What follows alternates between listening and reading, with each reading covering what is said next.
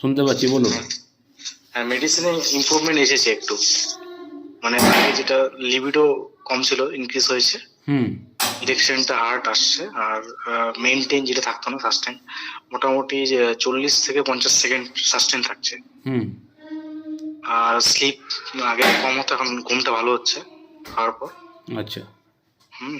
আচ্ছা তো সাস্টেইন টাইমটা মানে আগের থেকে বেড়েছে, যেটা সাস্টেইন কম থাকতো, আচ্ছা 4-5 সেকেন্ড সাস্টেইন করতো না, আচ্ছা। এটা 40-50 মানে 45 ইলেকশন সেকেন্ড আগে কম। যেটা সাস্টেন করতো না, যেটা আগে 4 সেকেন্ড 5 সেকেন্ড অবধি থাকতো, সেটা হ্যাঁ, এখন আপনি হ্যাঁ, বলছেন 50 সেকেন্ডস, না তো হচ্ছে Yes, 60 সেকেন্ডস অবধি, মানে 1 মিনিট অবধি ওটা মেনটেন করছে, এক তাই মিনিট তো? আবার হ্যাঁ, কখনো কখনো 1 মিনিট উপরও মেনটেন করছে। আচ্ছা, আর কোনো কোনো মর্নিং টাইম এক ইনজেকশন, মিনিটের উপরও মেনটেন করছে, তার মানে ঠিকঠাক হ্যাঁ, ইমপ্রুভমেন্ট হয়েছে।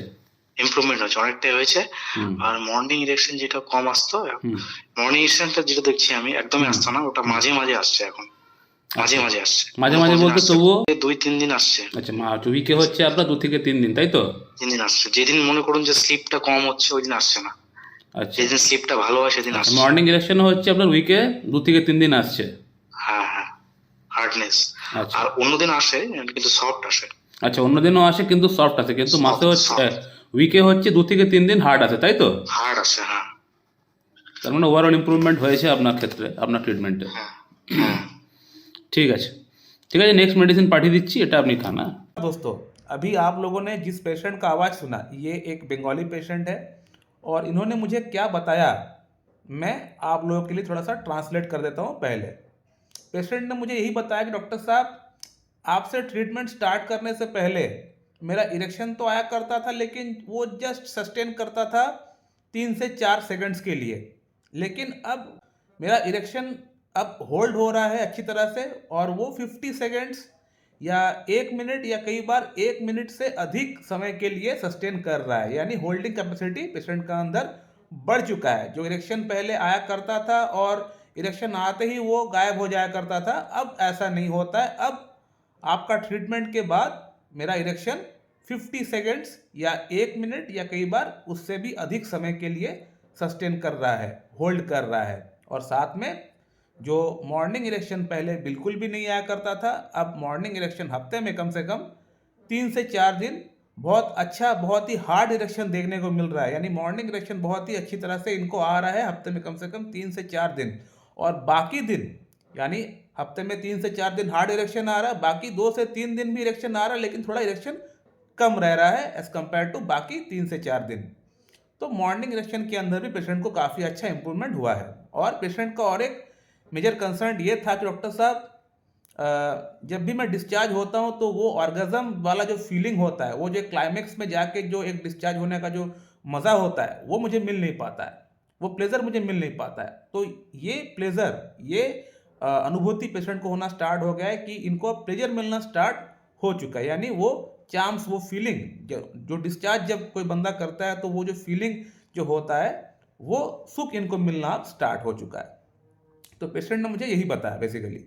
और अब सवाल ये आता है कि इस पेशेंट को कौन सा मेडिसिन दिया गया था। इस पेशेंट को बेसिकली मेडिसिन दिया गया था हैनमन्स टिंचरा एक्रिसिने कैली। ये आप स्क्रीनशॉट देख सकते हैं, ये शॉर्ट फॉर्म है। ये एक बहुत बड़ी रेमेडी है जिसका नाम है कॉस्टिकम। इस पेशेंट को कॉस्टिकम दिया गया था आज से 2 महीना पहले। इस बार भी पेशेंट को कॉस्टिकम ही दिया हो, 0/5, 6, 7, 8। पेशेंट का अंदर बहुत अच्छा इंप्रूवमेंट हो चुका है, और इसी मेडिसिन से, कॉस्टिकम से ही पेशेंट का आगे और बढ़िया इंप्रूवमेंट हो जाएगा। आगे 1-2 बार की मेडिसिन से इनका ट्रीटमेंट समाप्ति हो जाएगा, इनका अंदर और कोई समस्या नहीं रहेगी। शारीरिक अगर कोई समस्या भी अगर रहा होगा तो इसी मेडिसिन से, कॉस्टिकम से, इनका अंदर सभी प्रॉब्लम्स एक एक करके सभी प्रॉब्लम्स क्लियर हो जाएगा। तो अब इस पेशेंट को कॉस्टिकम क्यों दिए है, अगर आपको ये जानना है तो फिर मेरा बहुत सारा वीडियोस है, बहुत सारा वीडियोस में मैंने क्लियरली बात किया हुआ है कि कॉस्टिकम का क्या गाइडिंग सिम्टम्स होता है, किस प्रकार का ये मेडिसिन है, इसको कब इस्तेमाल करना चाहिए, क्लियरली बात किया हुआ है मैंने। आप लोग उन वीडियोस को देखिए, और देखने के बाद वहाँ से आप अपना नॉलेज लीजिए। बार बार एक ही बात को दोहराने का कोई मतलब नहीं होता है, वीडियो लेंदी करने का कोई मतलब नहीं होता है। बेसिकली मैं वीडियो बनाता हूँ उन लोगों के लिए जो लोग होम्योपैथी को ट्रस्ट नहीं कर पाते हैं, भरोसा नहीं कर पाते हैं, या फिर जो लोग भरोसा करना चाहते नहीं है। ऐसे बहुत सारे एलोपैथिक फिजिशियन हैं जो लोग होम्योपैथी को देख के अपना मुंह को घुमा देते हैं, अपना नाक को ऊंची कर लेते हैं, तो उन लोगों के लिए है। मैं सबका बात नहीं कर रहा हूँ, ऐसे बहुत सारे एलोपैथिक फिजिशियन है जिनका ट्रीटमेंट मेरे पास से चल रहा है, तो इसमें कोई बुराई नहीं है। ऐसे इंडिया के बहुत सारे बड़े बड़े प्रतिष्ठान है, बड़े बड़े ऑर्गेनाइजेशन है जहाँ पे एलोपैथिक फिजिशियन ट्रीटमेंट कर रहे हैं और वो डॉक्टर मेरे पास से ट्रीटमेंट करा रहे हैं। इसमें कोई बुराई नहीं है, बिल्कुल करना चाहिए। बीइंग होम्योपैथिक फिजिशियन अगर कुछ प्रॉब्लम होता है जहाँ मैं देखूंगा कि जान माल की सवाल है मेरा, तो बेशक मैं सब कुछ छोड़ के मैं एलोपैथिक के पास जाऊंगा, क्योंकि इमरजेंसी ट्रीटमेंट के अंदर allopathic treatment is the best treatment.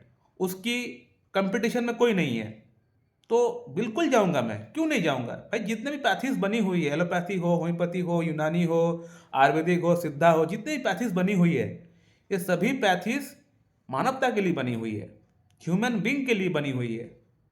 तो क्यों ना जाए? क्यों हम लोग ये सोच रखे कि मैं एलोपैथिक फिजिशियन हूँ, मैं क्यों उसके पास जाऊँ, होम्योपैथिक फिजिशियन के पास क्यों मैं जाऊँ?